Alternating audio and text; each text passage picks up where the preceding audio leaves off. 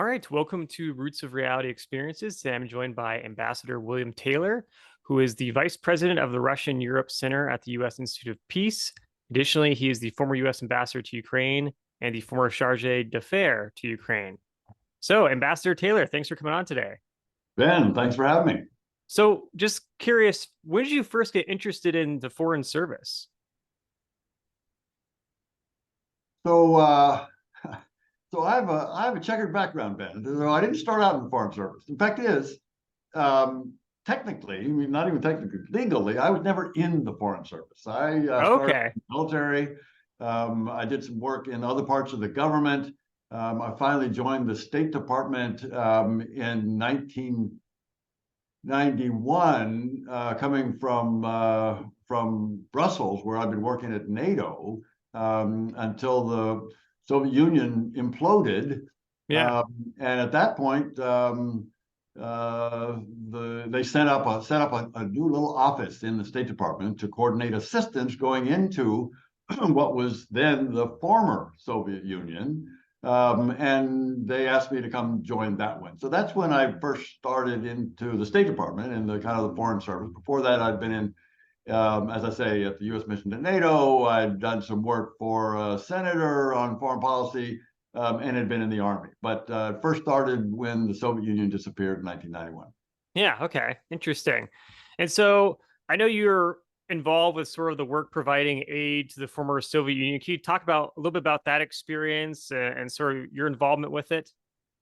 Sure. So when the Soviet Union disappeared, and 15 new independent states, including the three Baltics, but then the other 12, including Russia and Ukraine and Kazakhstan and the other Central Asian countries and the Caucasus, when they all became independent, our Congress allocated some funds to help those new independent states develop a democratic form of government and market economies.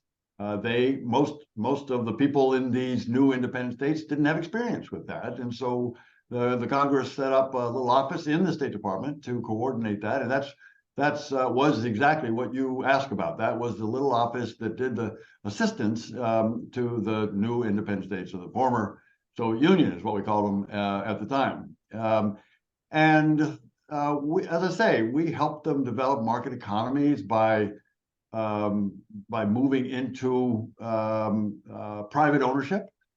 We helped them move into democratic governance by setting up political parties and constitutions, helping them with elections, with courts.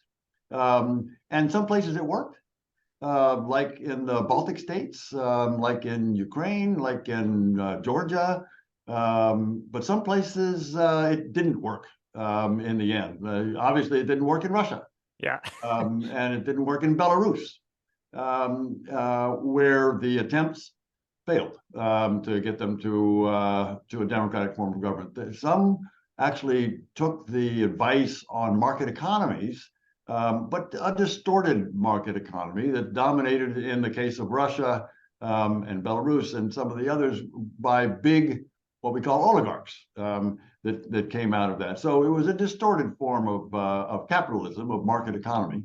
But that was the attempt. The idea was to try to help those people, give them the benefit of our experience with democracy and market economies, and see what they would do with it. Some did well, some not so much.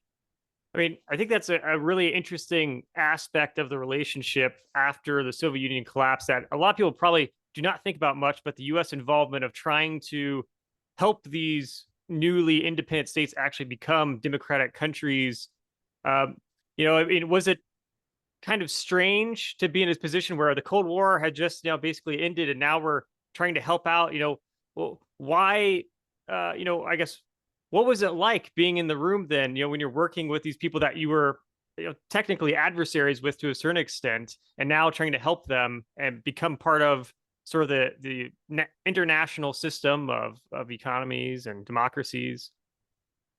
Absolutely. No, they were so, most of the people that we worked with, and these, as you say, the new independent states, most were very interested in moving on. They had all decided Not one of them wanted to stay in the Soviet Union. They'd all decided to leave the Soviet Union behind. It just imploded, and in its place came these 15 new independent states. And these 15 governments, to a greater and lesser extent, all wanted the benefits of market economies and democratic forms of government. At least they thought they did. And at the early stages, there was enthusiasm on the part of these officials that were in charge of these places.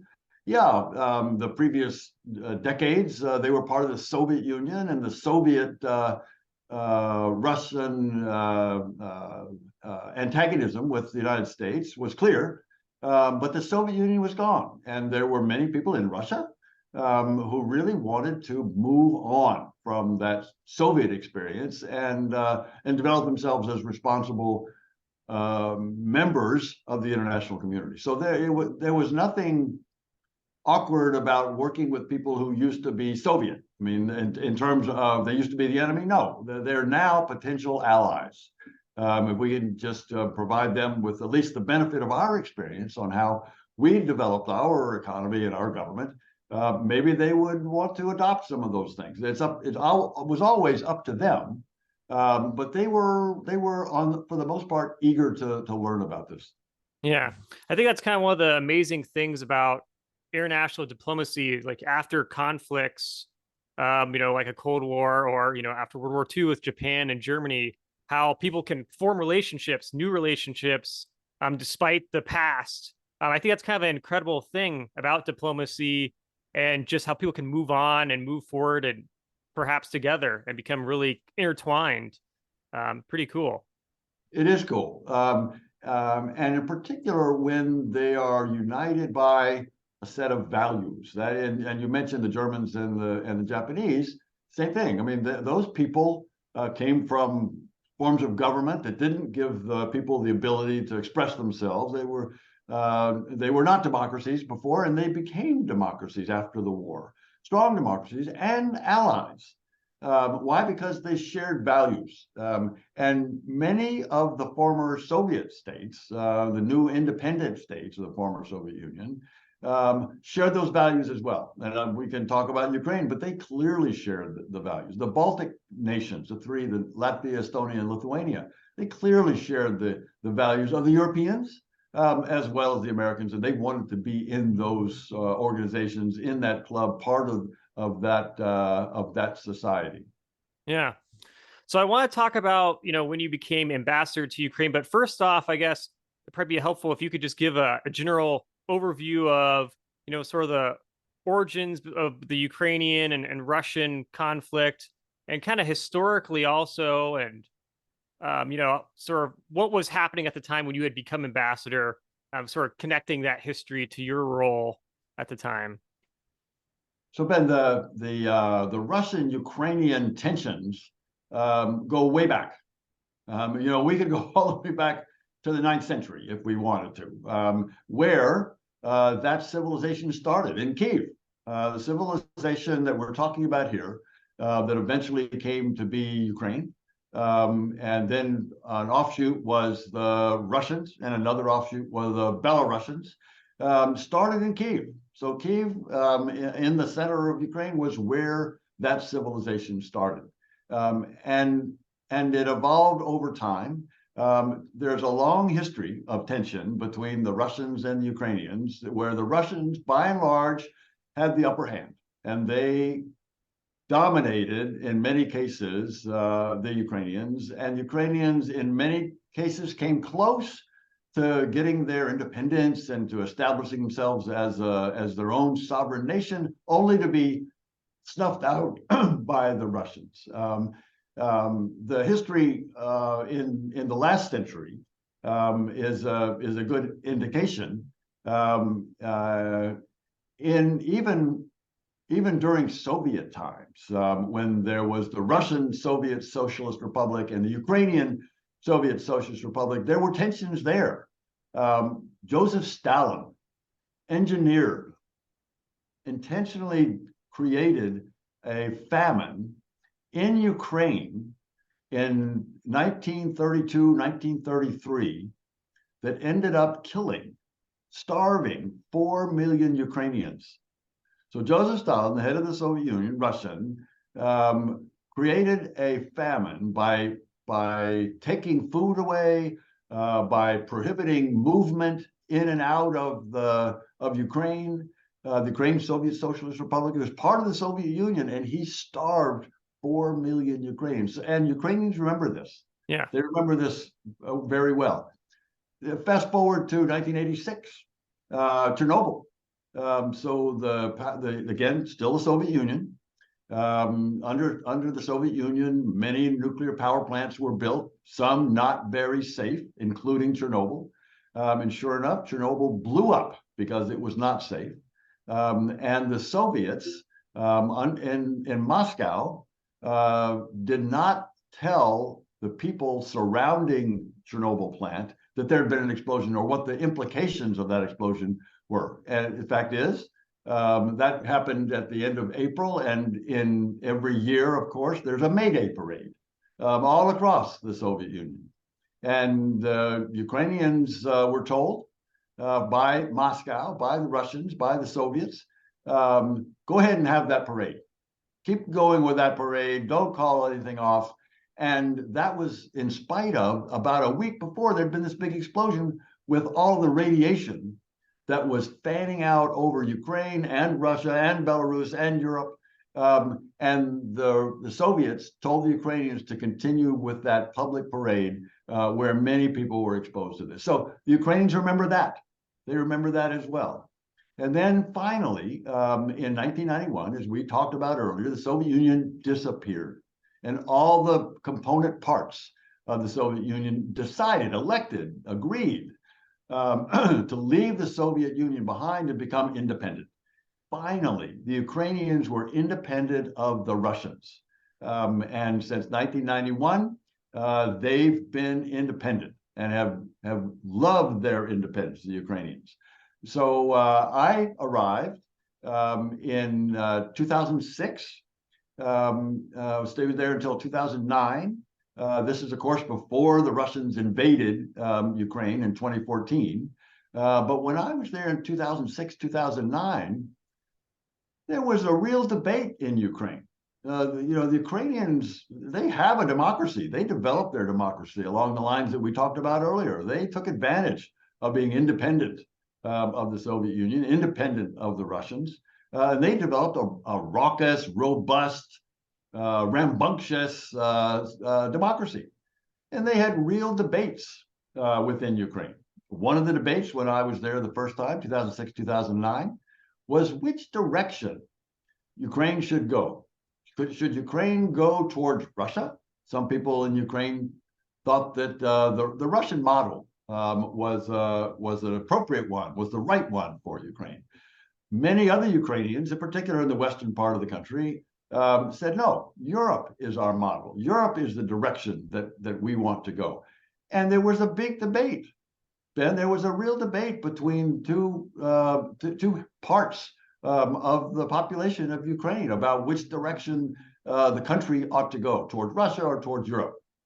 In 2014, the Russians invaded Ukraine. They first invaded Crimea, a peninsula in the south of Ukraine, and then they invaded two provinces in the eastern part of Ukraine that we call Donbass. So the Russians in 2014 made it clear to Ukrainians that the Russians wanted again to dominate Ukraine. And they made it clear that they were willing to kill Ukrainians and invade Ukrainian territory and occupy Ukrainian lands so that they could dominate Ukraine. Ukrainians in 2014 dropped that debate that I talked about between those Ukrainians who thought the Russian model was the right one for Ukraine and the other Ukrainians who thought the European model was the right one. That debate virtually died. It died. It started really to die in 2014 when the Russians invaded, and the Ukrainians were shocked that the Russians that they thought had been at least cousins and brothers and family and business associates and shared a history. The Ukrainians were shocked when the Russians invaded them, and that began this reevaluation by virtually all Ukrainians. So that in 2022, so coming on 2 years now, when the Russians mounted their full-scale invasion on February 24th, 2022, that debate ended. There was no debate. Ukrainians are now totally united against the Russians. The Russians have demonstrated that they're willing to follow President Putin in his fantasy, in his misguided rationale for why invade your neighbor, which had been a friendly neighbor, or at least a neighbor willing to do business with. But Putin wouldn't have it. He wanted to control, to dominate, to bring Ukraine back into Russian empire. And the Ukrainians would not have it, and they won't have it. They know what it's like to live under freedom. They know what it's like to live under the Russians, and they want freedom. Right. Yeah, no, that makes sense. I mean, going back then a little bit to when you were ambassador, what were you thinking about the Russian-Ukrainian relationship at the time, and what were your goals also from a sort of American foreign policy standpoint? From the American foreign policy standpoint, we were there to make the case to Ukrainians, to the government, to the people, that there is a way that you, as Ukrainians, can join Europe. You share values with the Europeans, and the Europeans would like to welcome you into Europe. It's up to you, was our policy, was the US government policy. It's up to you, Ukraine, to decide which way you go. And as I say, there was a debate among Ukrainians about which way to go. But our mission, our goal, our objective was to demonstrate to Ukraine that there was a path toward Europe that we supported and we could help with, if that's the direction that they decided to go. If they decided to go towards Russia, that was their choice. We thought it was a bad idea, but there were Ukrainians who were tending in that direction, who had reasons of their own to go toward Russia. But our policy was not to force them by any means to go one way or the other. Our policy was to say, look, there is an option. We think you'd be better off taking the European option, but it's up to you. Right. And so when you were serving your second time in the U.S. Embassy in Ukraine, another role, how concerned were you about Russia possibly invading Ukraine? When you first took in that role, and then sort of how that developed from there in your mind. So when I returned to Ukraine, it was my second time the second time was the acting ambassador. It was the chargé, the acting ambassador. The Russians had already, by that time, 2019, the Russians had already invaded Ukraine in 2014. So they had already demonstrated their intent. They invaded and occupied Crimea. They invaded and occupied Donbass in 2014. When I arrived in 2019, there was a low-level ongoing war in the eastern part of the country. By the summer of 2019, 2020, into 2021, 14,000 Ukrainians had died in that low-level war from 2014 up until 2021, 2022. In 2022, when the large-scale invasion that's killed tens of thousands, maybe more Ukrainians, we didn't see. When I was there in 2019. There's a low-level war. No one could imagine. Maybe we should have, but no one at that time imagined there would be major full-scale invasion by the Russians into Ukraine. But sure enough, that's what happened in 2022. Yeah, I mean, do you remember like the day that you had learned that Russia had invaded in Ukraine? A full-scale invasion happening in 2022, something that obviously a type of warfare that we have not seen in Europe for quite a long time. What was going through your mind when you first learned that news? So I had been in Kiev in late January of 2022. So about 3 weeks before this full-scale invasion. Um, I was no longer the ambassador, of course. I was visiting for other reasons. But I had an opportunity to talk to President Zelensky, who was, of course, elected in 2019 when I was there the second time. So I had an opportunity to talk to him. I talked to some of the opposition leaders. I talked to some of the military. I talked to some of my old friends who were also in the military and out in civilian life. There was concern, of course, at that time because they were concerned about the 150,000 Russian troops that surrounded Ukraine on the north, the east, and the south, and were threatening Ukraine. And this, again, was 3 weeks before the actual invasion. But again, most Ukrainians, and indeed most Europeans, did not think that the Russians, even though they had mounted this big military force on 3 of the 4 borders of Ukraine, they didn't think that the Russians would actually invade. They thought they were intimidating. They were trying to get this new President Zelensky, to blink, or this new President Biden, to blink. And no one expected there to be anything more than this pressure to get what they wanted without. But sure enough, they did invade. So on the 24th of February, 2022, I was surprised, disappointed, angry that the Russians had actually done this, had actually invaded. I knew that the Ukrainians would fight. I knew that the Ukrainians, they would fight hard, but I also knew that the Russian military was much bigger than the Ukrainian military. The Ukrainian military was in bad shape in 2014. The Ukrainian military was in bad shape when the Russians first invaded in 2014. But since 2014, they have been developing their military into a strong force. The United States and the rest of NATO had been helping to strengthen, train, equip the Ukrainian military. So they were much stronger in 2022 than they were in 2014. But the Russians were still very, and are very big. They have 3 times more people. They had an enormous military operation, enormous army. People were very worried about Ukraine's fate in the first couple of weeks and months of that war. And the Ukrainians amazed us all about how they defended themselves. As I say, I knew they would fight, but they surprised us all in how well they fought. I'll tell you what else surprised us, Ben, was how badly the Russians fought. Yeah. The Russians failed. They failed in their attempt to capture Kyiv. They came close.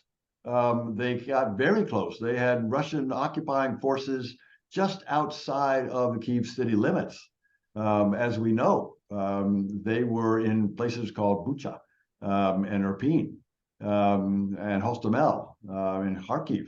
The Russians in that first month or so made some great gains of territory, Ukrainian territory. But the Ukrainians pulled themselves together, pushed the Russians back out, and again, to the amazement of most analysts around the world, the Ukrainians did very well against the Russians, and they pushed back. And as they did well, the United States and NATO provided more and more support. And so that was the surprise, was how badly the Russians did. The surprise was that the Russians actually invaded. And many people were surprised at how well the Ukrainians did. I knew they would fight, but we didn't know that they would fight that well. Yeah, no, I understand. I mean, that's it. It was the turn of events and how everything was playing out was, I mean, it was hard to get away from thinking about the situation because it was just so shocking. And obviously there was a lot of hope that was brought up by showing just how much Ukrainian resilience was there. It's pretty amazing. But today, I guess, now we're at a point where there hasn't been much territorial movement on both sides, on the Russian side and the Ukrainian side militarily. The U.S. has an election coming up in 2024. What do you envision the potential foreign policy being, depending on who wins that election, and what should the potential foreign policy be, regardless of who wins? The foreign policy of the United States, regardless of who wins, should be to support Ukraine in its defense against the Russian invasion. Our goal, which is the same as the Ukrainian goal, and it ought to be, it is now and ought to be in future administrations as well. The goal is to push the Russians out of Ukraine. That's the simple goal. That's the simple statement of the objective is get the Russians out of Ukraine. And that should be the goal. Now, in order to do that, we need to provide them with the assistance. And we've been doing that very well. We and our NATO allies, and indeed the Western allies, so including the Japanese and the South Koreans and the Australians, as well as all of the Europeans and our NATO allies, all the G7, all of these strong democracies with strong economies have been supporting Ukraine so that they can defend themselves against this Russian invasion and push the Russians out of the country. The Ukrainians made good progress with all that support. And indeed, they pushed the Russians way back about a year ago. But you're exactly right. For about the past year, there has been a deadlock. There has been not much movement one way or the other. There's been a lot of fighting on both sides along that long line, 900 kilometers, 600 miles of contact zone. There have been fights and conflicts and battles. We now know a lot of these names that we never heard of before. Bakhmut is one of them. Adiyevka right now is another one. Marinka is another one. These are small little Ukrainian villages in some cases that have gone back and forth between Ukrainian liberation of the Russian troops and Russian control. They've gone back and forth, but the overall line, the contact line, the territory hasn't changed that much over the past year. And the answer to your question depends on us.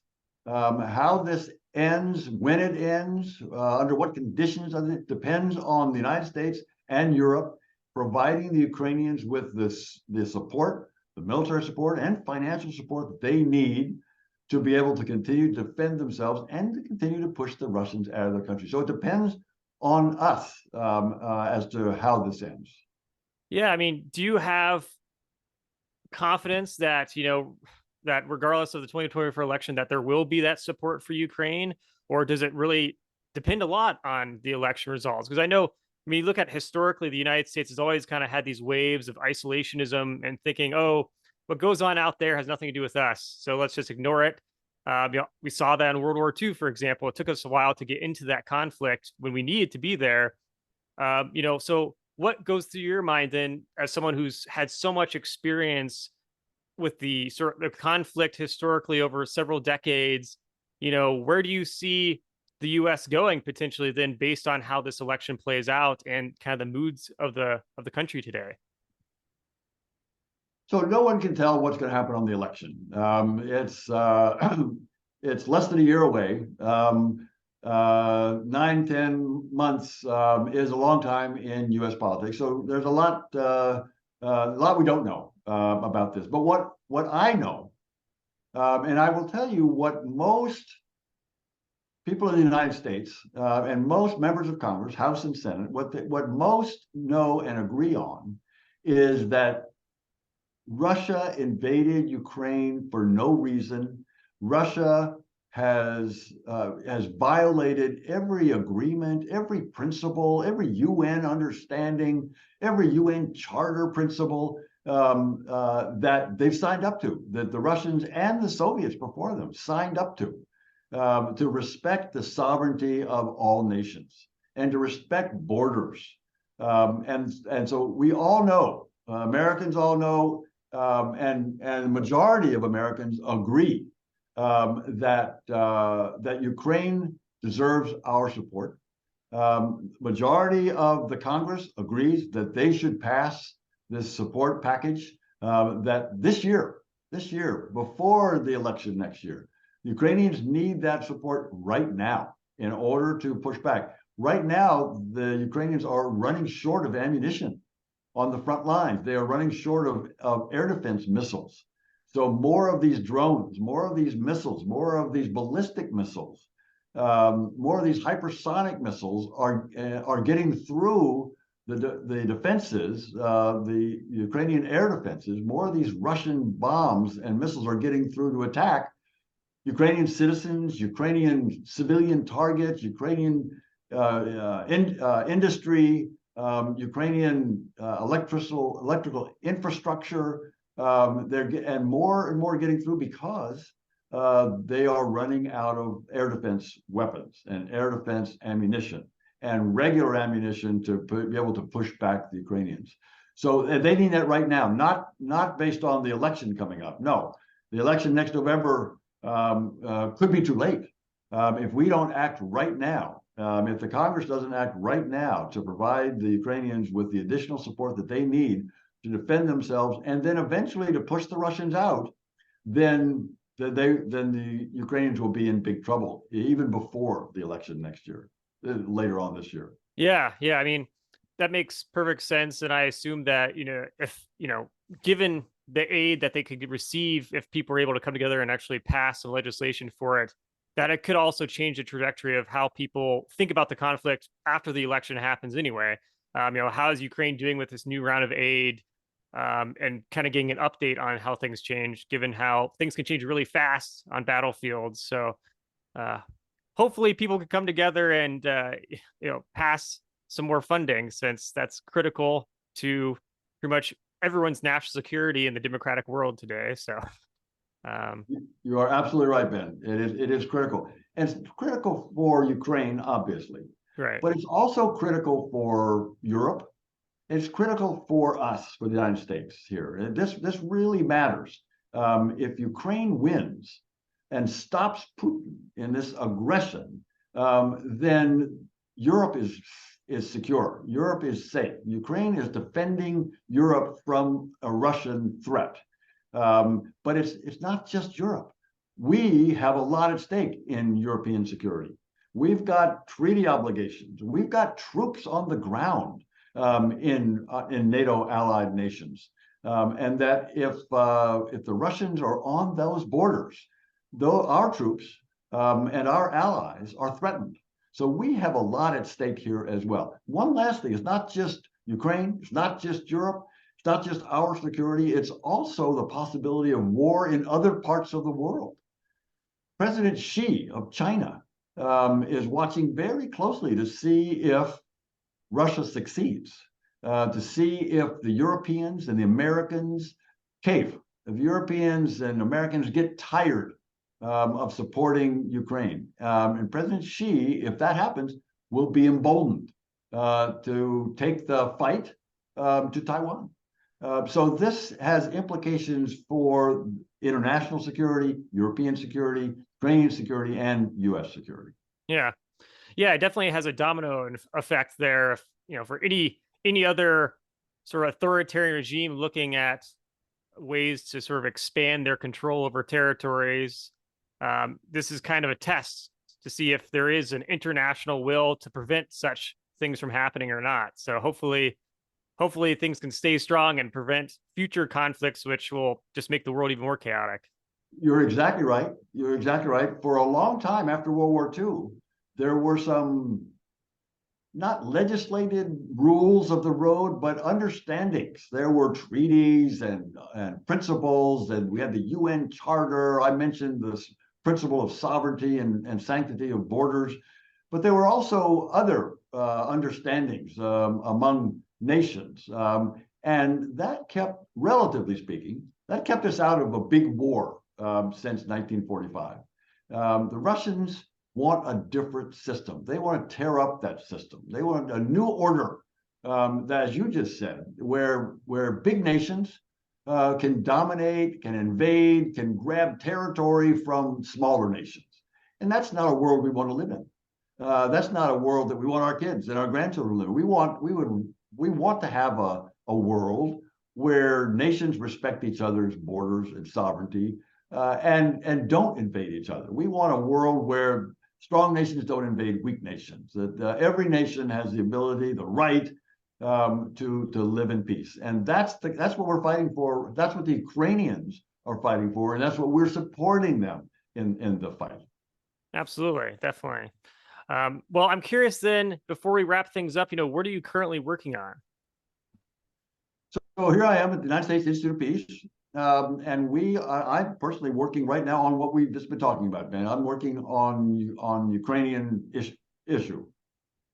Question is, how can there be a just and lasting peace in Europe, starting with Ukraine?